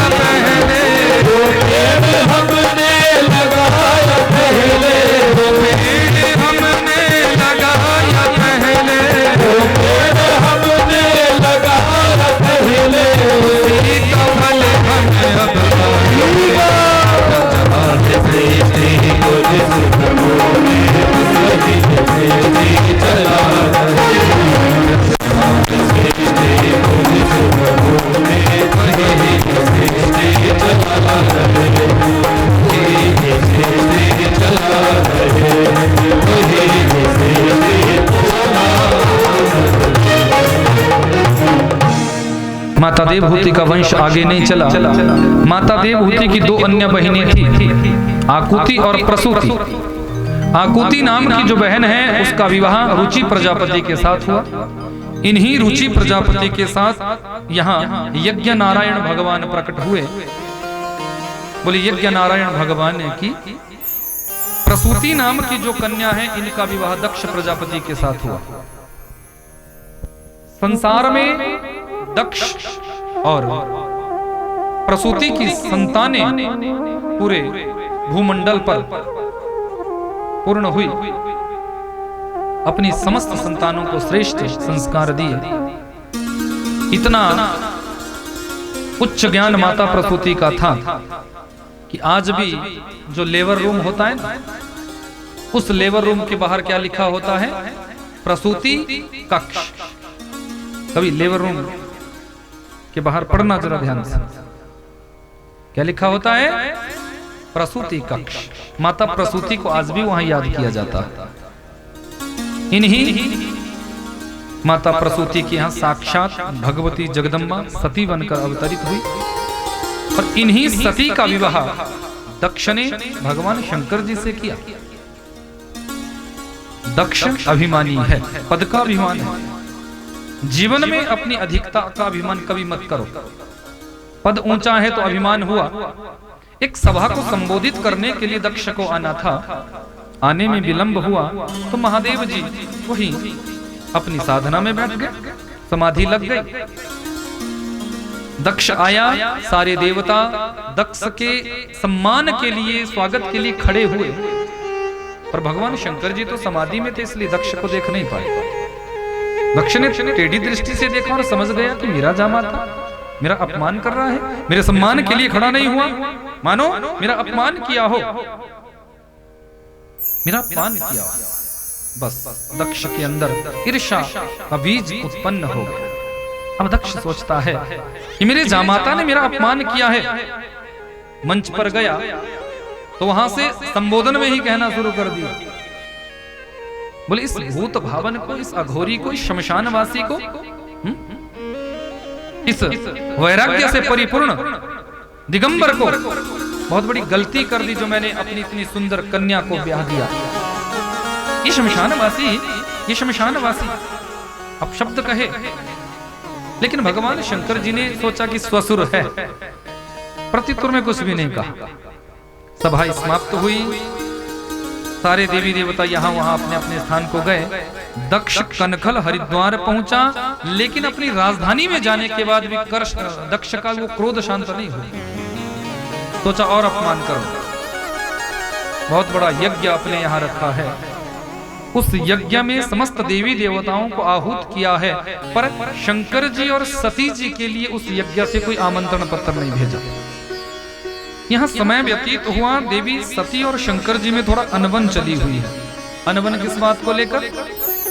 बोले जब भगवान शंकर देवी सती को लेकर गए थे कुंभज ऋषि के यहाँ, अगस्त्य बाबा के यहाँ भगवान की कथा सुनाने के लिए, तो वहां सती के मन में संदेह हो गया था। जब कथा सुनकर जाने लगे तो कुंभज ऋषि ने कहा, प्रभु मैंने जिनकी आपको कथा सुनाई वो इसी दंडकारण्य वन में विचरण कर रहे हैं, लीला कर रहे हैं, आप उनका भी दर्शन पा लेना। तो मेरे भूत भावन भोलेनाथ गए हैं। प्रभु श्री राम वही लीला कर रहे थे, क्योंकि दशानन रावण ने सीता जी का हरण कर लिया हुआ है। तो प्रभु श्री राम वही खगों से, मृगों से पूछ रहे हैं कि हे खग हे मृग मधुकर श्रेणी, तुम देखी सीता मृग नयनी। खगों से पूछ रहे हैं, मृगों से पूछ रहे, क्या आपने मेरी जानकी को देखा? क्या मेरी सीता जी को आपने देखा? भगवान की लीला में कोई विघ्न ना पड़े, इसलिए जय सच्चिदानंद कहकर दूर से ही महादेव जी ने प्रणाम किया। देवी सती को इशारा किया, देवी तुम भी प्रणाम करो, ये सब लीला कर रहे हैं, भ्रमित मत हो जाना। लेकिन देवी सती भ्रमित हो गई कि जो खगों से पूछ रहा है, जो मृगों से पूछ रहा है, ये ब्रह्म तो नहीं हो सकता, भगवान तो नहीं हो सकता। इसकी पत्नी का हरण कोई निशाचर कैसे कर सकता है यदि ये ब्रह्म है? मन में भाव हुआ कि मुझे परीक्षा लेनी है। महादेव जी के समझाने पर भी नहीं मानी और परीक्षण लेने परीक्षा लेने चली है। गलती क्या कर दी? सीता जी का ही रूप धारण कर लिया। बोले इनकी पत्नी के रूप में बैठती हूं, पहचानेगा तुरंत, पता चल जाएगा कि ब्रह्म है या साधारण। विलाप करते हुए प्रभु श्री राम हाँ सीते करते हुए आ रहे थे, पर जैसे ही सती बनी हुई सीता को देखा है, सीता के रूप में जब सती को देखा है तो दूर से ही प्रणाम किया है, मैया इस निर्जन वन में आप अकेली क्या कर रही हैं? महादेव कहाँ है? सती के मोह का आवरण खंडित हुआ है। अरे जिसे मैंने साधारण समझा ये तो परब्रह्म है, परमात्मा है। मैंने बहुत बड़ी गलती कर दी है, दौड़ी है यहाँ से महादेव जी के पास आई तो महादेव कहीं मेरा त्याग ना कर दे, इसलिए भयवश झूठ बोल दिया है। महादेव जी ने पूछा देवी आ गई, ले ली परीक्षा? बोले नहीं महादेव, जैसे आपने दूर से प्रणाम किया मैं भी प्रणाम करके दौड़ पड़ी हूँ, आ गई। पर महादेव जी ने संपूर्ण चरित्र को देख लिया और महादेव जी ने उसी समय हृदय से त्याग कर दिया है। सती को बुरा ना लगे इसलिए मन से त्याग किया कि जो स्त्री मेरे मातृतुल्य सीता जी के रूप को धारण कर सकती है उसे मैं इस रूप में फिर स्त्री रूप में तो प्राप्त नहीं कर सकती, पत्नी रूप में तो स्वीकार नहीं कर, त्याग कर दिया। अब ये व्यर्थ के प्रश्न न पूछे इसलिए समाधि में चले गए। जब सारे देवता जा रहे हैं अपने अपने विमानों में विमानारूढ़ होकर, कैलाश मंडल से नीचे उतर रहे हैं हरिद्वार की ओर, तो देवी सती बड़ी विचलित है कि स्वामी तो उठ ही नहीं रहे हैं, तो साधना में है। तो कभी अंदर जाती है कभी बाहर आती है। जब थोड़ा अनबन होती है ना आपस में तो फिर देवियां क्या करती है, बोले बर्तन धोते धोते थोड़ा टकरा दो जोर से, एक आध बर्तन तोड़ दो, कुछ तो बोलेंगे स्वामी जी। बर्तन टूटेगा आवाज होगी तो बोलेंगे भी क्या कर रही है। तो देवी सती भी कुछ ऐसा ही चरित्र दर्शन करा रही है। भगवान शंकर जी समझ गया कि देवी सती व्यथित है। देवी कुछ कहना चाहती हो क्या? स्वामी आप इन विमानों को देख रहे हैं, ये कहाँ जा रहे हैं? बोले हाँ वो तो मैं देख रहा हूँ। ये कहाँ जा रहे हैं आपको ज्ञान है? भगवान शंकर सब कुछ जानते हैं फिर भी देवी सती से जानना चाह, बोले आप ही बताओ। स्वामी ये सब विमान आपके ससुर के यहाँ जा रहे हैं, क्योंकि आपके ससुर ने कनखल हरिद्वार में एक बहुत बड़े यज्ञ की संरचना की है, आप वहां नहीं जाओगे। देवी सती की चतुराई देखो, अपना रिश्ता नहीं बताया, मेरे पिता के यहाँ यज्ञ ये नहीं कहा, आपके ससुर के यहाँ यज्ञ है ये कहा। क्यों? क्योंकि जिससे भगवान शंकर को अपनत्व का भाव छलके। और होता क्या है, यदि पति 5 लाख का सेट भी बना देना डायमंड का तो भी बोलेगी, बोले कौन सी बड़ी बात कर दी आपने, सब बनाते हैं आपने भी बना दिया तो अच्छी बात। और भाई यदि 1000 रुपए का सूट भी दिला देना तो उसको भी पहनकर पूरे गांव में घूमेगी, मेरे भाई ने दिया है, मेरे पिता ने दिया है। आज देवी सती अपना संबंध नहीं बता रही है, अपने पति का संबंध पहले बनाया। भगवान शंकर जी ने कहा देवी ये सब तो ठीक है, पर शास्त्र कहते हैं कि जिस यज्ञ से आमंत्रण पत्र न आया हो कदाचित वहां नहीं जाना चाहिए, क्योंकि वहां जाने से प्रसन्नता न छलके तो ऐसी जगह मत जाओ कि आवत ही हर से नहीं नैनन नहीं सने तुलसी ताहा न जाए चाहे कंचन वर से में। जहां जाने से सामने वाले की नजरों में प्रसन्नता न छलके कभी भी वहां मत जाओ। तुम गए और सामने वाला सोचता है कि बस आगे मुंह उठाकर और तो कोई काम है नहीं इनको, आ जाते हैं। भले ही वहां स्वर्ण की वृष्टि क्यों ना हो रही हो, स्वर्ण की वर्षात क्यों ना हो रही हो, वहां कभी मत जाओ। पर जहां जाने से सामने वाला ये सोचे कि कहां बिठा दूं, क्या खिला दूं, कितना सम्मान कर दूं, वहां जरूर जाओ। और ये यज्ञ तो अपमान के लिए रखा गया है। भगवान शंकर जी ने समझाने का बड़ा प्रयास किया पर देवी सती मानी नहीं और अंत तो गत्वा देवी सती को भेज दिया है, गणों को साथ भेजा सुरक्षा में। महादेव जी जानते ही ये जा रही है, वापिस आएगी नहीं। यज्ञ मंडप पे पहुंची, समस्त देवताओं के लिए यज्ञ भाग, पर देवी सती की दृष्टि शंकर जी के निमित्त कोई यज्ञ भाग नहीं है। जब ये देखा तो जान गई मेरे पतिदेव ने सही कहा था, मेरे पिता ने अपमान करने के लिए ही यज्ञ रखा हुआ है। दक्ष आया, क्रोध से पूर्ण होकर कहने लगा अच्छा हुआ बेटी तुम अकेली आई, यदि वो भूत भावन अघोरी शमशानवासी यदि आ जाता तो यहाँ अपमान के सिवाय उसको कुछ नहीं मिलना था। यहाँ तो उसे अपमान ही मिलना था। उसके अपमान के लिए तो मैंने यज्ञ रखा हुआ। पति की निंदा जैसे ही पिता ने की है, तुरंत अपने कानों को बंद कर लिया। श्रेष्ठ सहधर्मिणी वही होती है जो कभी भी अपने पति की निंदा न सुने। दक्ष जब चुप हुआ तो बोलना प्रारंभ किया, हे दक्ष।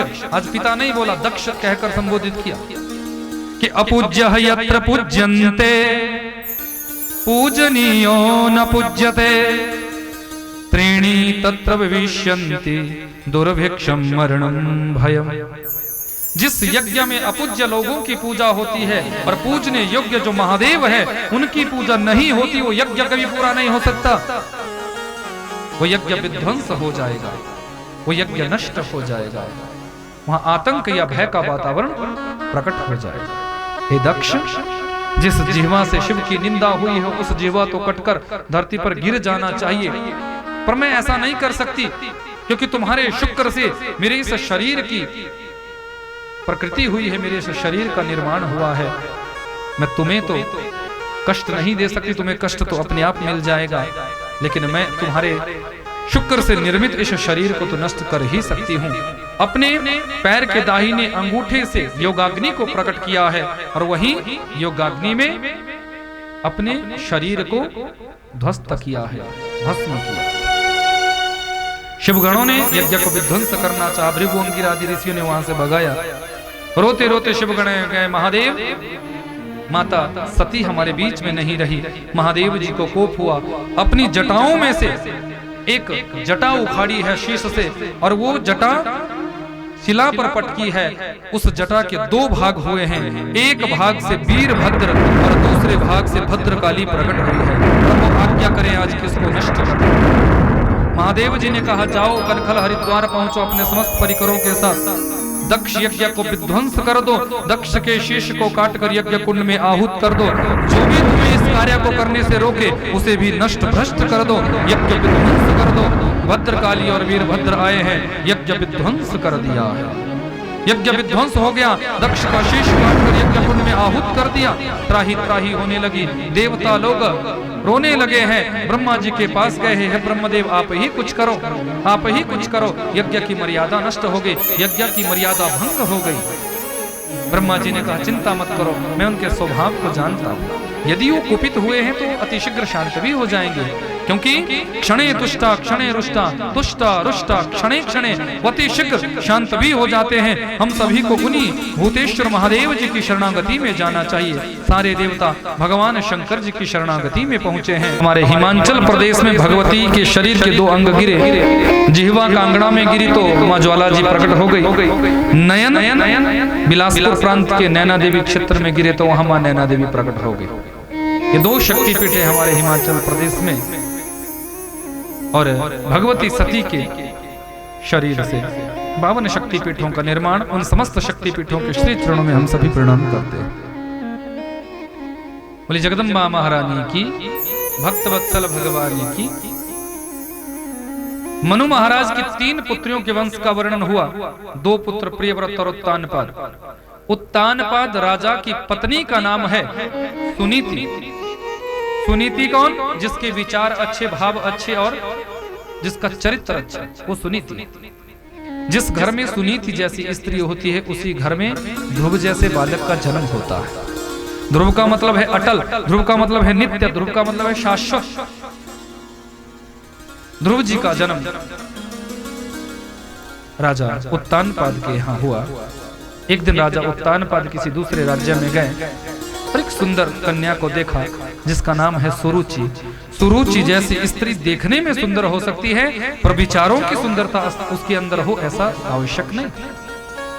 राजा इसके गोरे चमड़े पर आकृष्ट हुआ और इसके साथ गंधर्व से विवाह किया। सुरुचि को अपने साथ लेकर आए।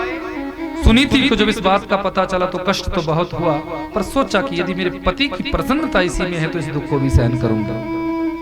स्वागत करने के लिए खड़ी है तो सुरुचि ने कहा, राजन द्वार पर ये दूसरी स्त्री कौन? बोले ये मेरी बड़ी पत्नी सुनीति। राजन पहले से घर में पत्नी थी तो मुझे लेकर क्यों आए?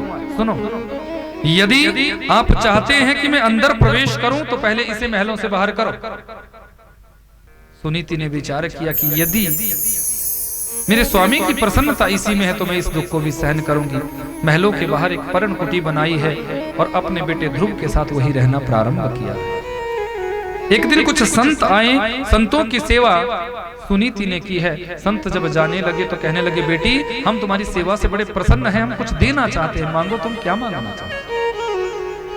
सुनीति ने अपने साड़ी का पल्लू आगे किया है और निवेदन किया है, हे महात्माओं, लेने की इच्छा तो नहीं है, फिर भी यदि आप देना ही चाहते हैं तो निवेदन इतना कि जैसे मेरे एक पुत्र है वैसे ही मेरी जो सौत है, मेरी जो छोटी बहन सुरुचि है, उसके यहाँ भी एक संतान हो जाए, एक पुत्र हो जाए। जिस स्त्री के कारण पति सुख से तुम्हें वंचित होना पड़ा, जिस स्त्री के कारण राजमहलों के सुख का तुम्हें त्याग करना पड़ा, उस स्त्री के लिए क्या मांगा है कि उसके यहाँ भी एक पुत्र हो जाए, बेटा हो जाए। ये है सुनीति। संतों ने आशीर्वाद दिया। सुरुचि ने भी एक बच्चे को जन्म दिया, नाम है उत्तम। ध्रुव और उत्तम दोनों बड़े हुए। एक दिन राजा उत्तानपाद की सभा लगी थी। उत्तम दौड़ा, अपने पिता की गोदी में बैठना चाहा। बगल में माता सुरुचि बैठी है। ध्रुव ने जब इस दृश्य को देखा तो ध्रुव के मन में भी ऐसा भाव हुआ कि यदि ये पिता उत्तम के हैं तो मेरे भी ये पिता हैं। यदि मेरा भाई इनकी गोदी में बैठ सकता है तो मुझे भी इनकी गोदी में बैठना चाहिए। दौड़े हैं, पिता की गोदी में बैठना चाहा, लेकिन बगल में विमाता सुरुचि ने हाथ पकड़ा और गोदी से नीचे पटक दिया। सुनो बेटा ध्रुव, तुम इस गोदी में नहीं बैठ सकते। मां क्यों? क्योंकि तूने मेरे गर्भ से जन्म नहीं लिया, मेरे पेट से तुम्हारा जन्म नहीं हुआ। यदि इस गोदी में बैठना चाहते हो तो जंगल में जाओ, भगवान की आराधना करो। भगवान यदि तुमसे प्रसन्न होते हो तो उनसे वरदान मांगना कि तुम्हारा अगला जन्म मेरे गर्भ से हो, तब तुम्हें यह गोदी प्राप्त हो। इस नासमझ ने भगवान के भक्त का तो अपमान किया ही किया है, पर भगवान का भी अपमान कर दिया। बड़े बड़े संत महात्मा, अमलात्मा, पंडित, पुजारी, यति, योगी, तपस्वी, साधक तपस्या करते हैं सिर्फ इसलिए कि गर्भ के नरक में हमें न जाना पड़े, और ये भगवान से भी ऊंचा अपने गर्भ को मान रही है। ध्रुव जी दौड़े हैं। माता सुनीति के चरणों में प्रणाम किया। मां, मैंने आपके गर्भ से जन्म लेकर क्या कोई गलती की है? यदि मेरा जन्म आपके गर्भ से हुआ है तो इसमें मेरा क्या अपराध है? बोले बेटा क्या हुआ? मां, आज मेरी भी माता ने भरी सभा में मेरा बड़ा अपमान किया है, मुझे पिता की गोदी से नीचे पटक दिया। मैं भी अपनी माता के वचनों का बदला लेकर रहूंगा, एक एक शब्द का बदला लूंगा। जब छोटे से बच्चे के अंदर बदले के भाव को देखा तो तुरंत माता सुनीति ने मुंह बंद कर दिया। ना बेटा ना, ये पुनि भाषण प्रिय नम्रता, आदर प्रीति विचार, लज्जा क्षमा अयाचना, ये भूषण उर्धार। भगवान के जो भक्त होते हैं वो बदले का भाव कभी नहीं रखते। सामने वाला यदि बदले का भाव रख रहा है तो तुम यदि भक्त हो तो तुम्हारे अंदर की भावना ऐसी नहीं होनी चाहिए। और वैसे भी बेटा, तुम्हें जंगल में जाने के लिए कहा, भगवत आराधन करने के लिए कहा, गलत क्या कहा? तुझे जाना चाहिए और मेरा विश्वास है तुम्हें परमात्मा का साक्षात्कार जरूर होगा। ध्रुव जी ने अपनी मां के चरणों में प्रणाम किया है। आशीर्वाद लेकर ध्रुव जी निकले हैं। परमात्मा को चिंता हुई कि मेरा ये नन्हा सा 5 वर्ष का बालक ध्रुव मुझे कैसे प्रकट करेगा, मेरा दर्शन इसको कैसे होगा? इसके जीवन में दीक्षा तो हुई ही नहीं है, दीक्षित के जीवन में हुआ नहीं, मंत्र शक्ति तो इसके जीवन में आई नहीं, फिर मुझे प्राप्त करने का कोई ना कोई साधन तो चाहिए। तुरंत मनोवै नारद, भगवान का मन ही नारद है। नारद जी को संकेत हुआ, नारद जी तुरंत सामने खड़े हो गए। ध्रुव जी ने नारद जी को देखकर प्रणाम किया। बेटा तुम्हारा परिचय? मैं राजा उत्तानपाद का पुत्र ध्रुव हूँ। कहाँ जा रहे हो? जंगल में। क्यों? भगवान को प्रकट करने के लिए। अरे जंगल में भगवान? अरे बेटा वहां तो भयंकर जंगली जानवर रहते हैं, तुम्हारा नाश्ता कर जाएंगे, तुझे खा जाएंगे, चले जाओ यहाँ से। ध्रुव जी ने बड़ी ऊंची बात कह दी। महात्मन, मेरी माँ कहती है कि प्रत्येक जीव में परमात्मा का वास है, तो यदि जंगल में शेर, चीता, भेड़िया रहता है तो उसमें भी तो भगवान का वास होगा। इतना उत्कृष्ट भाव, इतना ऊंचा भाव। अच्छा बेटा एक बात बताओ, घर में कितनी बार भोजन करते थे? बोले 5 बार 10 बार, जब मन करता था, भूख लगती थी, माँ की गोदी में बैठकर बड़े प्रेम से पाता था। वही तो मैं कहना चाहता हूँ कि जंगल में तुम्हारी माँ नहीं बैठी है जो तुम्हें भोजन कराएगी। ध्रुव जी ने बड़ी सुंदर बात कह दी है। हे महात्मन, मेरी माँ कहती है कि जब दांत नहीं तब दूध दियो, अब दांत दियो कछु और भी देगो। बच्चे का जन्म बाद में होता है, मातृ स्तनों में दुग्ध की धार पहले छलक जाती है। जो हमारे जन्म से पहले हमारे दूध की व्यवस्था कर सकता है, क्या वो जंगल में मेरे भोजन की व्यवस्था नहीं करेगा? अवश्य करेगा। तुरंत नारद जी ने अंक में भर लिया है, बेटा तुम्हारा विश्वास परिपक्व है, तुम अपनी परीक्षा में सफल हुए। पर बेटा, भगवान को प्राप्त करने के लिए हमें दीक्षित होना पड़ता है, हमें दीक्षा लेनी पड़ती है। गुरु जब कानों में मंत्र देते हैं, वही मंत्र हमारे जीवन में तारक मंत्र बनता है, वही मंत्र हमें ईश्वर तक पहुंचाता है। ध्रुव जी ने कहा, आपसे बड़ा गुरु क्या हो सकता है कोई? आप ही मेरे गुरु बने। तुरंत नारद जी ने हृदय से लगा लिया है, कानों में मंत्र दे दिया, ओम नमो भगवते वासुदेवाय। जाओ बेटा, इसी मंत्र का आश्रय लेना, इसी मंत्र के प्रभाव से तुम्हें भगवत साक्षात्कार हो। गुरु के वचनों पर विश्वास किया है, माता के वचनों पर विश्वास किया है और निधिवन में पहुंचे हैं श्रीधाम वृंदावन। यमुना जी का आचमन किया और मंत्र जपना प्रारंभ किया है कि त्रिरात्रांते प्राप्ते कपित्थवदरासना। ध्रुव जी की साधना का पहला महीना प्रारंभ हुआ, 3 दिन तक कुछ पाते नहीं, 3 दिनों के बाद मात्र फल तोड़कर पा लेते हैं। ध्रुव जी की साधना का दूसरा महीना प्रारंभ हुआ, 6 दिनों तक कुछ पाते नहीं, 6 दिनों के बाद मात्र सूखे पत्ते तोड़कर पा रहे हैं। ध्रुव जी की साधना का तीसरा महीना प्रारंभ हुआ, 9 दिनों तक कुछ पाते नहीं, 9 दिनों के बाद मात्र यमुना जल पीकर भजन कर रहे हैं। ध्रुव जी की साधना का चौथा महीना प्रारंभ हुआ, 12 दिनों तक कुछ पाते नहीं, 12 दिनों के बाद मात्र वायु पीकर श्वास लेकर भजन कर रहे हैं। ध्रुव जी की साधना का 5वां महीना प्रारंभ हुआ कि पंचमे मास्यनु प्राप्ते जित श्वासो जितात्मजः ध्यायेन ब्रह्म पदैकेन तस्थौ स्थाणुरिवाचलः। ध्रुव जी की साधना का जैसे ही 5वां महीना प्रारंभ हुआ, जो श्वास लेकर प्राण वायु लेकर भजन कर रहे थे, उन श्वासों को, उस प्राण वायु को अपने ब्रह्मरंध्र में स्थापित किया, ब्रह्मरंध्र में स्थापित किया। जैसे ही ध्रुव जी ने श्वास लेना बंद किया, चराचर सृष्टि का श्वास अवरुद्ध हो गया, चराचर सृष्टि के जीवों का श्वास अवरुद्ध हो गया।